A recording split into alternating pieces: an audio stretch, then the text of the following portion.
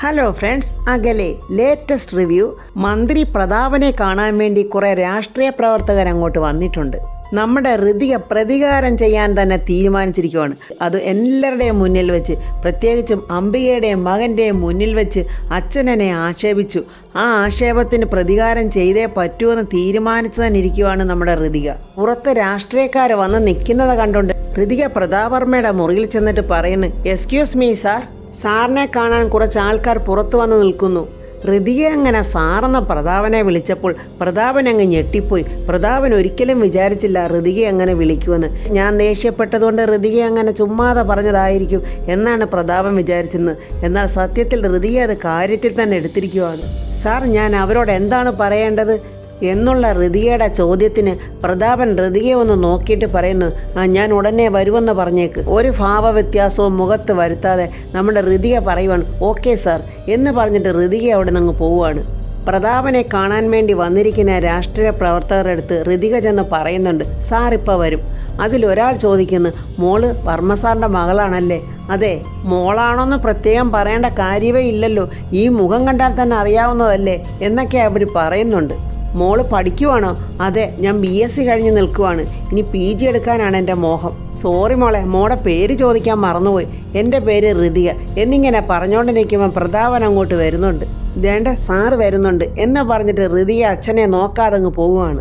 ഒരു പാലം പണിയുടെ ആവശ്യത്തിന് വേണ്ടിയായിരുന്നു അവർ വന്നിരുന്നത്. നിലവിൽ അവിടെ ഒരു പാലം ഉണ്ടായിരുന്നല്ലോ, അതിനിപ്പോൾ എന്ത് പറ്റി എന്നൊക്കെ നമ്മുടെ പ്രതാപവർമ്മ ചോദിക്കുന്നുണ്ട്.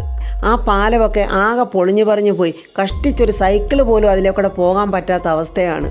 എന്ന് വെച്ചാൽ പാലം പണിഞ്ഞിട്ട് കാലം കുറയായി. ഷാജു ഹമീദ് സാർ പൊതുമരാമത്ത് മന്ത്രിയായിരുന്നപ്പോൾ പണിഞ്ഞ പാലമായിരുന്നത് അല്ലേ? ഏതായാലും നമുക്കിവിടെ ഒരു പുതിയ പാലം പണിഞ്ഞേക്കാം, അത് ജയരാജൻ സാർ സമ്മതിച്ചിട്ടുമുണ്ട് എന്നിങ്ങനെ പ്രതാപൻ അവരോട് സംസാരിച്ചുകൊണ്ടിരിക്കുമ്പോൾ ഋതിക വന്നിട്ട് പറയുന്നു, എക്സ്ക്യൂസ് മീ സാർ. എല്ലാവരുടെയും മുന്നിൽ വെച്ച് ഋതിക എക്സ്ക്യൂസ് മീ സാർ എന്ന് പറഞ്ഞത് പ്രതാപൻ ഒട്ടും പ്രതീക്ഷിച്ചില്ല. പ്രതാപൻ അങ്ങ് നാണിച്ച് ചമ്മിയെന്ന് തന്നെ പറയാം. എങ്കിലും ആ മുഖത്തത് വരുത്താതെ പ്രതാപൻ ഇങ്ങനെ കടിച്ചു പിടിച്ചുകൊണ്ട് ഇങ്ങനെ നിൽക്കുവാണ്. എന്നിട്ട് ഋതികയെ നോക്കുവാണ്. എനിക്ക് സാറിനോട് ഒരു കാര്യം പറയാനുണ്ട്. ഞാൻ MScക്ക് പോകാൻ തന്നെ തീരുമാനിച്ചു. വെരി ഗുഡ് എന്നിങ്ങനെ പ്രതാപൻ പറയുന്നുണ്ട്. അവിടെ ചുറ്റും നിൽക്കുന്നവരൊക്കെ പ്രതാപനെയും മകളെ ഇങ്ങനെ ഉറ്റുനോക്കുവാണ്. എന്താ ഇവരിങ്ങനെ വിളിക്കുകയും പറയുകയൊക്കെ ചെയ്യുന്നത്? ഇന്ന് തന്നെ കോളേജിൽ പോയി അഡ്മിഷൻ എടുക്കണം. ഞാൻ പൊയ്ക്കോട്ടെ സാർ? പ്രതാപൻ ചോദിക്കുന്നു, ഏത് കോളേജിലാ? അത് സെൻറ് തോമസ് കോളേജ്. എന്നാൽ ഞാൻ പൊയ്ക്കോട്ടെ സാർ? ശരി എന്നിങ്ങനെ പ്രതാപനും പറയുന്നുണ്ട്. ഇതൊക്കെ അവർ അതിശയത്തോടെ നോക്കുവാണ് അവിടെ ഇരിക്കുന്നവരൊക്കെ. വന്നിരിക്കുന്നതിൽ ഒരാൾ ചോദിക്കുന്നു, മോള് അച്ഛനെ സാറെന്നാണ് വിളിക്കുന്നില്ലേ? എനിക്ക് അതിശയം തോന്നുന്നു. ഭാര്യമാരൊക്കെ ചിലപ്പോൾ ഭർത്താക്കന്മാരെ സാറെന്നോ മാഷെന്നോ ഒക്കെ വിളിക്കാറുണ്ട്. പക്ഷേ മക്കൾ അച്ഛനെ ഇങ്ങനെ വിളിക്കുന്നത് ഞാൻ ആദ്യമായിട്ടാണ് കേൾക്കുന്നത്. ഋതികയാണെങ്കിൽ ഇതൊക്കെ മറഞ്ഞു നിന്ന് ഇതൊക്കെ കണ്ടുകൊണ്ട് നിൽക്കുവാണ്. പ്രതാപൻ ഇങ്ങനെ ഒരു മഞ്ഞച്ചിരിയൊക്കെ ചിരിച്ചുകൊണ്ട് ഇങ്ങനെ വളിച്ച് തലയും കുനിഞ്ഞിരിക്കുവാണ്. ഈ ഒരു അപമാനമല്ലയോ പ്രതാപൻ ഋതികയ്ക്ക് അംബികയുടെയും മോൻ്റെയും മുന്നിൽ വെച്ച് കൊടുത്തത്? അപ്പോൾ ശരിക്കും അനുഭവിക്കണം. മകൾ അച്ഛനെ സാറേന്നൊക്കെ വിളിക്കുമ്പോഴേ അച്ഛന് മകളോടുള്ള വാത്സല്യം കുറയില്ലേ എന്നയാൾ പ്രതാപനോട് ചോദിക്കുമ്പോൾ പ്രതാപൻ പറയുക, അങ്ങനെയൊന്നുമില്ല. സാധാരണ പെൺമക്കളോടാണ് അച്ഛന്മാർക്ക് കൂടുതൽ സ്നേഹം തോന്നുന്നത്. പെൺകുട്ടികൾക്കും അങ്ങനെയാ. അച്ഛനെന്ന് വെച്ചാൽ അവർക്ക് ജീവനാ. ഇങ്ങനെ ഒരു ചാട്ടവാറടി പ്രതാപന് വന്നവരെ കൊണ്ട് കൊടുപ്പിക്കാൻ ഋതികയ്ക്ക് കഴിഞ്ഞല്ലോ. ഇനി അവരുടെ മുന്നിൽ പിടിച്ചു നിൽക്കാനാകാതെ പെട്ടെന്ന് പ്രതാപൻ പറയുന്നു, അപ്പോൾ എല്ലാം പറഞ്ഞതുപോലെ എനിക്ക് സമയമായി ഓഫീസിൽ പോകാനുള്ളതാ എന്നും പറഞ്ഞ് പ്രതാപൻ അങ്ങ് എഴുന്നേറ്റ് പോവുകയാണ്. ഋതിക ഇതെല്ലാം മറഞ്ഞു നിന്ന് കണ്ടങ്ങ് കരയുവാണ്. അവൾക്ക് സഹിക്കാൻ പറ്റുന്നില്ല ഈ വേദന. ഒരിക്കലും പ്രതാപൻ ഇങ്ങനെ പറയുമെന്നൊന്നും അവൾ വിചാരിച്ചില്ല. അമ്മയോ ഇല്ല, അച്ഛൻ്റെ സ്നേഹമെങ്കിലും ഇപ്പോഴാണല്ലോ കിട്ടിയത്. അതിൽ അവൾ വളരെ സന്തോഷിച്ചിരുന്നതാണ്. പെട്ടെന്നാണ് അംബികയുടെ വാക്ക് കേട്ട് പ്രതാപൻ ഇങ്ങനെ മാറിയത്. നമ്മുടെ കൊച്ചമ്മണിയെ പ്രിയയുടെ വഴിക്ക് കൊണ്ടുവരാൻ വേണ്ടി പ്രിയ എങ്ങനെ ബ്രെയിൻ വാഷൊക്കെ ചെയ്ത് നോക്കുവാണ്. രമ്യയും രാജുവിനെയും കൊണ്ട് വിവാഹം കഴിപ്പിക്കാനുള്ള പണിയാണ്. പക്ഷേ കൊച്ചമ്മണി പറയുന്നു, നീ എന്ത് പൊട്ടത്തരവാടി പറയുന്നത്? വർമ്മയെന്ന് വച്ചാൽ വെറും മന്ത്രിയല്ല, വലിയ കോടീശ്വരനാ. എൻ്റെ അമ്മയെ ഞാൻ പറയുന്നത് അമ്മയൊന്ന് കേക്ക്. എടി, ഞാൻ പറയുന്നത് നീ അങ്ങോട്ടൊന്ന് കേക്ക്. വർമ്മ സാറിന് ആകെ ഒരൊറ്റ മകളേ ഉള്ളു. നമ്മുടെ രാജു ആ മന്ത്രി കൊച്ചമ്മയെ കെട്ടിയാൽ പിന്നെ ആ സ്വത്ത് മുഴുവൻ നമുക്കുള്ളതാ. അവന് കിട്ടുന്ന ആ സ്വത്തൊക്കെ നമുക്ക് എല്ലാവർക്കും കൂടെ ഉള്ളതല്ലയോ. എൻ്റെ അമ്മേ, ഇതാ അമ്മയ്ക്ക് പറ്റിയ തെറ്റ്. എൻ്റെ അമ്മയെ അമ്മ കരുതുന്ന പോലെയൊന്നും അല്ല കാര്യങ്ങൾ. വർമ്മ സാറിൻ്റെ ഒറ്റ മകളെ ഋതികയെങ്കിലുവേ രാജു അവളെ കല്യാണം കഴിച്ചാൽ രാജു പിന്നെ അവിടെ നിൽക്കണം, അവരുടെ അടിമയെ പോലെ. ആ സ്വത്തൊന്നും അവരെ രാജുവിൻ്റെ പേരിൽ എഴുതി തരില്ല, ഋതികയുടെ പേരിൽ തന്നെ ആയിരിക്കും. ഇടി കൊച്ചെ, അതിനെന്താ? ഭാര്യയുടെ പേരുള്ള സ്വത്തുക്കളെ ഭർത്താവിനോട് അവകാശപ്പെട്ടതാ. അയ്യോ അമ്മേ, പക്ഷെ നമ്മുടെ രാജു ഉണ്ടല്ലോ, അവൻ കൈവിട്ട കളിക്കൊന്നും അവൻ തയ്യാറാവില്ല. പക്ഷെ രമ്യ അങ്ങനെയല്ല, മനസാക്ഷിയുള്ളവളാ, അവള് നല്ലവളാ. അവൾക്ക് എത്ര വീടുകളുണ്ടെന്നറിയാം അവളുടെ പേരിൽ. അതിൽ 1-2 വീടൊക്കെ അവൾ വേണമെങ്കിൽ നമുക്ക് എഴുതിത്തരും. അവളെ അമ്മയൊന്ന് കയ്യിലെടുത്താലേ 2-3 വീട് അമ്മയുടെ പേരിൽ അവൾ എഴുതിത്തരും. അയ്യോ ആന്നോടി മോളെ, അയ്യോ ഇതൊന്നും ഞാൻ അറിഞ്ഞില്ലല്ലോ. എങ്കിലും ഞാൻ ആ കൊച്ചിനെ സ്നേഹിച്ചാനേയല്ലോ. ഞാനിനി എന്താ ചെയ്യേണ്ടത്? അമ്മ, ഒരേ ഒരു കാര്യമേ ഉള്ളൂ. രാജീവ് അവളുമായിട്ടുള്ള കല്യാണം നമ്മൾ നടത്തി കൊടുക്കണം. അത് നടത്തി കൊടുക്കാന്ന് അമ്മ ഒരു ഉറപ്പൊക്കെ ഒന്ന് കൊടുത്തേ, അവൾ എന്ത് വേണമെങ്കിലും അമ്മയ്ക്ക് ചെയ്യും. അപ്പോൾ അവളൊരു കറവപ്പശുവാണ്. അയ്യോ, ഞാനിത് അറിയാതെ പോയല്ലോ. ഇനി ബാക്കി കാര്യങ്ങളൊക്കെ ഈ കൊച്ചമ്മണിക്കറിയാൻ നോക്കാൻ. അപ്പോൾ നമുക്കെല്ലാവർക്കും കൂടെ ചേർന്ന് അവളെ അങ്ങ് ഊറ്റിയെടുക്കാം. പക്ഷെ അവളിച്ചിരി വിളഞ്ഞ പുള്ളിയാ. അവളെ എത്ര പെട്ടെന്നൊന്നും മയക്കാൻ പറ്റുമെന്ന് എനിക്ക് തോന്നുന്നില്ല. ഞാൻ എളുപ്പമൊന്നും അങ്ങോട്ട് സപ്പോർട്ട് പറയത്തില്ല കേട്ടോ. മാക്സിമം എത്ര കിട്ടുമോ അതൊക്കെ നോക്കിയിട്ടാവാം. എനിക്ക് മോളെ എൻ്റെ മുഖം ഒന്ന് ഫേഷ്യൽ ചെയ്യണം. എനിക്ക് ബ്യൂട്ടി പാർലർ വരെ ഒന്ന് പോകണം. അതിനെ കാശ് നമുക്ക് രമ്യയെ കൊണ്ട് കൊടുപ്പിക്കാമല്ലോ. അതൊക്കെ ഞാനും രമ്യയും കൂടെ കൊണ്ടുപോയി ചെയ്യിച്ച് തരാം. അങ്ങനെ പ്രിയ കൊച്ചമ്മണിയെയും അവിടെ വഴിക്ക് വരുത്തിയിട്ടുണ്ട്. രാജുവിൻ്റെ വണ്ടി എടുത്തുകൊണ്ട് വന്ന ജയനെ ഒരു വണ്ടിക്കാരൻ വന്ന് ഇടിച്ച് താഴെ ഇടുന്നുണ്ട്. റോങ് സൈഡ് കയറി വന്ന ജയൻ അവനോട് വഴക്ക് കൂടാൻ ചെല്ലുമ്പോൾ കൂടെ നിന്നവരെല്ലാം ജയനെയാണ് വഴക്ക് പറയുന്നത്. നിന്റെ കയ്യിലാണ് തെറ്റെന്ന്. അങ്ങനെ ആകെ വിളറി വെളുത്ത് ജയൻ ആ ബൈക്കും കൊണ്ടൊരു മെക്കാനിക്കൽ ഷോപ്പിലോട്ട് പോവുകയാണ്. അവിടെ ചെന്ന് നന്നാക്കാൻ നോക്കുമ്പോൾ ആ മെക്കാനിക്കൽ പറയുന്നുണ്ട്, ഇതിന് ഒരുപാട് രൂപയാവും, അത്രയ്ക്ക് കേടുപാടുകൾ സംഭവിച്ചിട്ടുണ്ടെന്ന്. ഇതിനേക്കാൾ നല്ലത് ഇതങ്ങ് വിറ്റിട്ട് വേറെ നല്ലൊരു വണ്ടി അങ്ങ് വാങ്ങിച്ചു കൂടിയെന്ന്. അപ്പോൾ ജയൻ ചോദിക്കുവാണ്, ഇത് വിറ്റാൽ എത്ര രൂപ കിട്ടും? കൂടി വന്നാൽ ഒരു 50,000. 50,000 ഉള്ളൂ, പിന്നെ ഇതിനെന്താ 1,00,000 രൂപ കിട്ടുമോ? ഇതിനെന്തും വേണ്ടി വർക്കുണ്ടെന്നറിയോ? എന്നാലൊരു കാര്യം ചെയ്യ്, നിങ്ങൾ പൈസ തന്നിട്ട് ഇതങ്ങ് നന്നാക്കിയെടുത്തോ. നന്നാക്കാനോട്ട് ജയൻ്റെ കയ്യിൽ പൈസയില്ല. എന്നാൽ എളുപ്പമാർഗ്ഗം ഇതേ ഉള്ളൂ, ഇതങ്ങ് വിറ്റ് പൈസ ആക്കി പോക്കറ്റിലിടാം. ആളിയം പോയി വല്ല പണിയും നോക്കട്ടെ. എന്നാൽ ഇനി ഇത് നന്നാക്കുന്നൊന്നുമില്ല. 50,000 50,000 താൻ പൈസ എങ്ങി തന്നേരെ എന്നും പറഞ്ഞ് ജയൻ അവിടെ സംസാരിച്ചുകൊണ്ട് നിൽക്കുമ്പോൾ നമ്മുടെ ഋതിയെ കോളേജിൽ പോകാനായിട്ട് ഇങ്ങനെ കാറിൽ പൊയ്ക്കൊണ്ടിരിക്കുകയാണ്. ഋതിയെ അത് കാണുന്നുണ്ട്. രാജുവിൻ്റെ ബൈക്കാണല്ലോ അത്. ജയനാണല്ലോ അവിടെ നിൽക്കുന്നത്. ഋതിയെ അവിടെ വണ്ടി നിർത്തിച്ചിട്ട് അവിടെ നിന്ന് ആ കാഴ്ചയൊക്കെ ഇങ്ങനെ കാണുവാണ്. ജയൻ പൈസ വാങ്ങിച്ച് പോക്കറ്റിട്ട് പോകുന്നതൊക്കെ ഋതിയെ കണ്ടു. കൊച്ചമ്മണിയും പ്രിയയും കൂടെ പോയി രമ്യയെ കാണുവാണ്. രമ്യയോട് കൊച്ചമ്മണി പറയുക, സത്യം പറഞ്ഞാലുണ്ടല്ലോടി കൊച്ച്, നിന്നെ കണ്ടപ്പോൾ എനിക്ക് ആദ്യം ദേഷ്യമാണ് തോന്നിയത്. രമ്യ പറയുക, അയ്യോ എൻ്റെ മുണ്ടക്കലമ്മേ, ഞാൻ നെല്ലിക്ക പോലെയാണ്, ആദ്യം കഴിക്കും പിന്നെ മധുരിക്കും. എന്നാലേ ഈ കൊച്ചമ്മണി ഒരു നിറകുടവാ, സ്നേഹത്തിൻ്റെ നിറകുടം. നിറകുടവേ നിറഞ്ഞു തുളുമ്പത്തില്ല. നിന്റെ കഥനകഥകളെല്ലാം എൻ്റെ മരുമോള് പ്രിയ എന്നോട് പറഞ്ഞു. ഒരു പ്രേമത്തിൻ്റെ പേരിൽ എൻ്റെ മോളെ നീ നിന്ന് നോവുവാണെന്ന് എനിക്കറിയാം. എന്നെ എങ്ങനെങ്കിലും ഒന്ന് സഹായിക്കണം മുണ്ടക്കലമ്മേ. ഞാൻ നോക്കട്ടെ മോളെ, ഇതൊരു ത്രികോണ പ്രേമമാണ്. ഒരു യുവാവും 2 യുവതികളും. ഇതെങ്ങനെ കൈകാര്യം ചെയ്യണമെന്ന് ഞാനൊന്ന് ആലോചിക്കട്ടെ. പ്രിയ പറയുക, അമ്മ എന്നോട് പറഞ്ഞതല്ലേ സഹായിക്കാമെന്ന്. അത് ഞാൻ ഇപ്പോഴും അത് തന്നെ പറയുന്നത്, ഞാൻ സഹായിക്കാമല്ലോ. പക്ഷെ ഒരു കാര്യം, രാജു ഉണ്ടല്ലോ, അവനൊരു പാവമാണ്, അവനൊരു ദോഷവും വരരുത്. എന്തായാലും മുണ്ടക്കലമ്മ എന്നെ ഒന്ന് സഹായിക്കണമെന്ന് ഉറപ്പ് തരണം. അതെ, ഞാൻ ദൈവത്തിനോടൊന്ന് ചോദിച്ച് ധ്യാനിച്ചിട്ട് ഞാൻ നിനക്ക് പറയാം ഉറപ്പ്. ഞാൻ ഏതായാലും നിന്നെ സഹായിക്കുമെന്ന് തന്നെ നീ അങ്ങ് വിശ്വസിച്ചോ എന്ന് പറഞ്ഞ് കൊച്ചമ്മണി അങ്ങ് പോവുകയാണ്. പ്രിയ പറയുക, എൻ്റെ രമ്യയെ ആ തള്ള വെറുതെ വെയിറ്റ് ഇടുന്നതാ, നമ്മുടെ കൂടെ തന്നെ നിൽക്കും, അത് ഉറപ്പാ.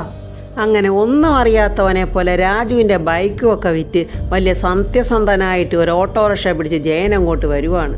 പ്രിയ വന്നിട്ട് ചോദിക്കുന്നു, അല്ല ജയേട്ടൻ ഓട്ടോയിലാണോ വന്നേ? ബൈക്ക് എവിടെ ജയേട്ടാ? അയ്യോ എൻ്റെ പ്രിയെ, ഞാൻ എന്തു പറയാന്, ഞാൻ കൊല്ലപ്പെടേണ്ടവനായിരുന്നു. ഒരിക്കൽ കൂടി എൻ്റെ ജീവൻ തിരിച്ചു തന്ന ദൈവത്തിന് നന്ദി. എന്തുവാ ജയേട്ടാ പറയുന്നത്? നിൻ്റെ ഈ നെറ്റിയിൽ കിടക്കുന്ന സിന്ദൂരത്തിൻ്റെ പുണ്യം, എനിക്കിതൊന്നും മനസ്സിലാകുന്നില്ല. ജയേട്ടൻ എന്തുവാന്ന് വെച്ചാൽ കാര്യം തുറന്നു പറ. ജയൻ അങ്ങനെ അവിടെ വലിയൊരു ആക്സിഡൻ്റ് ഉണ്ടായ സംഭവമൊക്കെ അങ്ങോട്ട് ക്രിയേറ്റ് ചെയ്ത് പറയുവാണ്. അവരെന്നെ ഇടിച്ച് തെറിപ്പിച്ച് ഒരു സെക്കൻഡ് കൊണ്ട് ഞാൻ തവിടുപൊടിയാകേണ്ടതായിരുന്നു. അപ്പോൾ നിൻ്റെ ഈ ചിരിക്കുന്ന മുഖം ഒരു മിന്നൽ പോലെ എനിക്ക് തെളിഞ്ഞു വന്നു. ഞാൻ എന്നിട്ട് പ്രിയേ നലറി വിളിച്ചുകൊണ്ട് ബൈക്കെടുത്ത് ഡൈവ് ചെയ്ത് ഒരു മരത്തിൽ കൊണ്ടങ്ങ് ഇടിച്ച്. അയ്യോ, എന്നിട്ടെൻ്റെ ജയേട്ടന് വല്ലതും പറ്റിയോ? അതിസാഹസികമായി ഞാൻ രക്ഷപ്പെട്ടു പ്രിയേ. അതിൻ്റെ കാരണം എന്താണെന്ന് മനസ്സിലായോ എൻ്റെ പ്രിയയ്ക്ക്? നിൻ്റെ ഒരാളുടെ പ്രാർത്ഥനയാ. എന്നിട്ട് ബൈക്ക് എവിടെ ജയേട്ടാ? അതിനൊരു ചെറിയ പരിക്ക്, അത് ആസ്പത്രിയിലാണ്. ആസ്പത്രിയിലോ? എടി പൊട്ടിപ്പെണ്ണേ, വാഹനങ്ങൾക്ക് പരിക്ക് പറ്റുമ്പോഴേ വർക്ക്ഷോപ്പിലല്ലേ കൊണ്ടുപോകാറുള്ളത്. അവർ ബൈക്ക് റെഡിയാക്കി വൈകുന്നേരം തരും.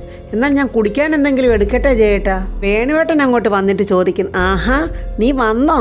ബൈക്ക് എവിടെടാ? ബൈക്ക് ഞാനങ്ങ് വിഴുങ്ങി. എന്തോന്നാടാ പറയുന്നത്? അച്ഛാ, ബൈക്ക് ചെറുതായിട്ടൊന്ന് കേടായി. അതെ, ഞാൻ മെക്കാനിക്കൽ ഷോപ്പിൽ കൊടുത്തിട്ട് വന്നിരിക്കുക. വേണുവേട്ടൻ ഇവനെ തീരെ വിശ്വാസമല്ല. വേണുവേട്ടൻ ചോദിക്കുന്നു, എന്തോ, എങ്ങനെ? എടാ, നിൻ്റെ ഉടായിപ്പൊന്നും എൻ്റെ അടുത്തെടുക്കരുത്. എൻ്റെ മോൻ രാജുവിൻ്റെ ജീവനാ ബൈക്ക്, അവൻ്റെ പ്രാണനെന്ന് തന്നെ പറയാം. അതൊന്നും പറഞ്ഞാൽ നിനക്ക് മനസ്സിലാകത്തില്ല. അവൻ്റെ ശരീരത്തിൻ്റെ ഒരു ഭാഗമായിട്ടാണ് അവൻ അതിനെ കൊണ്ടു നടക്കുന്നത്. ഈ ഒച്ചയും ബഹളമൊക്കെ കേട്ടിട്ട് രാധമ്മ വന്ന് ചോദിക്കുന്നു, എന്താ വേണുവേട്ട?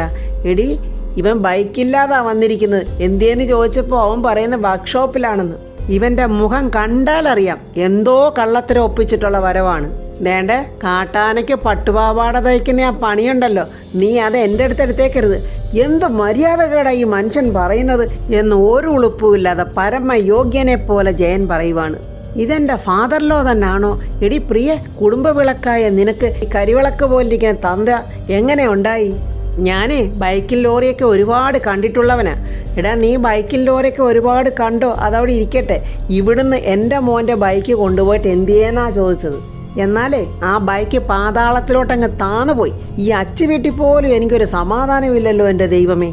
അപ്പോൾ നമ്മുടെ രാജു അങ്ങോട്ട് വരുന്നുണ്ട്. രാജുവിനെ കാണുന്നതും ജയൻ വിറയ്ക്കാൻ തുടങ്ങുന്നു. അവൻ അങ്ങോട്ടും ഇങ്ങോട്ടും നോക്കുവാണ്, എങ്ങോട്ട് ഓടണമെന്നറിയാതെ. രാജു വന്നിട്ട് ചോദിക്കുക, എന്താ ഇവിടെ പ്രശ്നം? ഒരു ബഹളമൊക്കെ അങ്ങ് വരെ കേൾക്കാമല്ലോ. വേണുവേട്ടൻ പറയുക, എടാ മോനെ, നിന്റെ ബൈക്കില്ലാതായി ഇവൻ കയറി വന്നിരിക്കുന്നു. അതെവിടെയെന്ന് ചോദിച്ചനാ അവൻ ഈ ബഹളവും അവൻ്റെ കുറേ മുടന്തൻ ന്യായങ്ങളും. എൻ്റെ ബൈക്ക് എവിടെയാളിയാ എന്ന് ചോദിക്കുമ്പോൾ പ്രിയ പെട്ടെന്ന് കയറി പറയുക, ആ ബൈക്കിന് എന്തോ ഒരു ചെറിയ കേട് പറ്റി, വർക്ക്ഷോപ്പിലാണ് കൊണ്ടുപോയിരിക്കുന്ന ജയേട്ടൻ പറഞ്ഞല്ലോ. ആഹാ, വർക്ക്ഷോപ്പിലാണോ? എന്നാൽ സാരമില്ല. ഏത് വർക്ക്ഷോപ്പിലാളിയാ? ഞാൻ പോയി എടുത്തോളാം. ഈശ്വര, ഏത് വർക്ക്ഷോപ്പാണ് ഞാൻ പറഞ്ഞു കൊടുക്കേണ്ടത്? അത് വിറ്റ് കാശാക്കിയെന്നെങ്ങാനും പറഞ്ഞാൽ ഇവരെല്ലാം കൂടെ എന്നെ തല്ലിക്കൊല്ലുമല്ലോ. അങ്ങനെ ജയൻ നിന്ന് ഉരുണ്ട് കളിക്കാൻ നോക്കുമ്പോൾ വേണുവേട്ടന് മനസ്സിലായി. എന്താടാ മിണ്ടാൻ നിൽക്കുന്നത്? പറയടാ, ഏത് വർക്ക്ഷോപ്പിലാണ് കൊണ്ടുപോയി കൊടുത്തതെന്ന്. ഒരു മോട്ടോർ ബൈക്കല്ലേ, അല്ലാതെ ബെൻസ് കാറും ഒന്നും അല്ലല്ലോ. എടാ എൻ്റെ മോനെ, അത് ബെൻസ് കാറിനേക്കാളും വില പിടിപ്പുള്ളതാ. ഈ ഉടായിപ്പളിയൻ എന്തോ തരികട കാണിച്ചിട്ടുണ്ടെന്ന് മനസ്സിലാക്കിക്കൊണ്ട് രാജു ചോദിക്കുക, അളിയ സത്യം പറ, ആ ബൈക്ക് അളിയൻ വിറ്റോ? അത് അളിയ, ഒരു ദയനീയ അവസ്ഥയിൽ എനിക്കതങ്ങ് വിൽക്കേണ്ടി വന്നു. അത് കേട്ട് അവരെല്ലാവരും അങ്ങ് ഞെട്ടിപ്പോയി. വേണുവേട്ടൻ പറയോ, എൻ്റെ ദൈവമേ, ഇതിനൊക്കെ ഞാൻ എന്താ മറുപടി പറയേണ്ടത്? ഈ ചതി എന്തിനാടാ നീ അവനോട് ചെയ്തത്? രാജു കരഞ്ഞോണ്ട് പറയാ, ആ ബൈക്ക് എൻ്റെ ജീവനായിരുന്നു. ഇതിലും ഭേദം അളിയൻ എൻ്റെ നെഞ്ച് കീറി മുറിക്കായിരുന്നു. അപ്പോൾ ആ സമയത്ത് രാജുവിൻ്റെ ജീവനായ ആ ബൈക്ക് അത് നമ്മുടെ ഹൃദയെ ഓടിച്ചുകൊണ്ട് അവിടെ മുറ്റത്ത് വന്ന് നിൽക്കുവാണ്. വേണുവേട്ടൻ പറയുന്ന, യോ നമ്മുടെ ഹൃദയമോള്. ഹൃദയ ആ ബൈക്കേ വന്നങ്ങോട്ട് ഇറങ്ങുന്നത് കണ്ട് നമ്മുടെ ജയം വായുമ്പോളന്നിങ്ങനെ നിൽക്കുവാണ്. അയ്യോ എൻ്റെ ബൈക്ക് എന്നും പറഞ്ഞ് രാജു ഓടി വരുവാണ്. അയ്യോ ഹൃദികമ്മയുടെ ഇത്, അതെ രാജുവിൻ്റെ ബൈക്ക് തന്നെയാ. അതെന്താ, രാജുവിന് എന്തെങ്കിലും ഡൗട്ടുണ്ടോ? അല്ല, ഇത് ഹൃദിക മേഡത്തിൻ്റെ കയ്യിൽ എങ്ങനെ വന്നു എന്ന് വേണുവേട്ടൻ ചോദിക്കുമ്പോൾ ഹൃദിക പറയുന്നു, അതൊക്കെ വന്നെങ്കിലേ എങ്ങനെ വന്നു എന്നൊക്കെ അതിപ്പോൾ പറയാൻ പറ്റില്ല. ജയൻ ഹൃദിയെ നോക്കി ഇങ്ങനെ പരുങ്ങുന്നുണ്ട്. ഇവളിതെങ്ങനെ കണ്ടുപിടിച്ച് ഈ ബൈക്ക് ഞാൻ അവിടെ കൊടുത്തത്? എന്തായിരിക്കും ഇവളുടെ ഉദ്ദേശം എന്നൊക്കെ ഇങ്ങനെ ആലോചിച്ചിങ്ങനെ അവിടെ നിന്ന് പരുങ്ങുവാണ്. രാജു പറയാ, മേഡം സത്യം പറയണം, ഈ ബൈക്ക് എങ്ങനെയാ മേഡത്തിൻ്റെ കയ്യിൽ വന്നത്? ജയനെ നോക്കിയിട്ട് ഹൃദിക പറയുന്നു, ഞാൻ പറയട്ടെ ജയേട്ടാ? പറഞ്ഞോ, അതിനിപ്പോൾ എനിക്കെന്താ? ഞാൻ കോളേജിൽ പോകുന്ന വഴിയിൽ ജയേട്ടൻ ഈ ബൈക്ക് ഒരു വർക്ക്ഷോപ്പിൽ വിൽക്കുന്നത് ഞാൻ കണ്ടു. എല്ലാവരും ജയനെ അങ്ങോട്ട് പച്ചയ്ക്ക് കീറുന്ന ദേഷ്യത്തിൽ നോക്കുന്നുണ്ട്. ജയനാണെങ്കിൽ ഒരു കൂസലുമില്ലാതെ ഇങ്ങനെ നിൽക്കുക. ഞാൻ ആ വർക്ക്ഷോപ്പിൽ ചെന്ന് ആ മെക്കാനിക്കലിനോട് ഈ വണ്ടിയെക്കുറിച്ചെല്ലാം ചോദിച്ചപ്പോൾ ഇത് വിറ്റെന്നും 50,000 രൂപയാണ് കൊടുത്തതെന്നൊക്കെ അറിഞ്ഞ്. ഈ വണ്ടി എന്നാൽ എനിക്ക് വേണം എന്ന് പറഞ്ഞപ്പോൾ അയാളുമായിട്ട് എനിക്ക് ചെറുതായിട്ട് ഉടക്കേണ്ടി വന്നു. പിന്നെ മിനിസ്റ്റർ പ്രതാപ് വർമ്മയുടെ മകളാ ഞാനെന്ന് പറഞ്ഞപ്പോൾ, അയ്യോ മേഡം പോലീസിനെ ഒന്നും വിളിക്കല്ലേ. ഇല്ല, ഞാൻ പോലീസിനെ ഒന്നും വിളിക്കില്ല. ഈ ബൈക്ക് എത്രയും പെട്ടെന്ന് നന്നാക്കിത്താ. നിങ്ങൾ കൊടുത്ത 50,000 രൂപയും ഇത് നന്നാക്കുന്ന കൂലിയും എല്ലാം ഞാൻ നിങ്ങൾക്ക് തന്നോളാം എന്ന് പറഞ്ഞ് നന്നാക്കി എടുത്തുകൊണ്ട് വന്നതാണ് ഈ ബൈക്ക് എന്നിങ്ങനെ ഹൃദിക അവരോട് പറയുവാണ്. അപ്പോൾ ഫ്രണ്ട്സ്, ഋതിക കൊണ്ട് കൊടുത്തിരിക്കുന്ന രാജുവിൻ്റെ ജീവനാണ്. ഇനി രാജുവിന് ഋതികയിൽ നിന്ന് ഒഴിഞ്ഞു മാറാൻ പറ്റില്ല. ഇനി ഋതികയുടെ പ്രണയം രാജുവിന് കണ്ടില്ലെന്ന് നടിക്കാൻ പറ്റില്ല. ഇനി അങ്ങനെയുള്ള അവരുടെ പ്രണയത്തിൻ്റെ റിവ്യൂവുമായി നമുക്ക് നാളെ കാണാം. എൻ്റെ ഈ റിവ്യൂ ഇഷ്ടപ്പെട്ടാൽ ലൈക്കും കമൻസും, സബ്സ്ക്രൈബ് ചെയ്യാത്തവർ സബ്സ്ക്രൈബ് ചെയ്യണേ.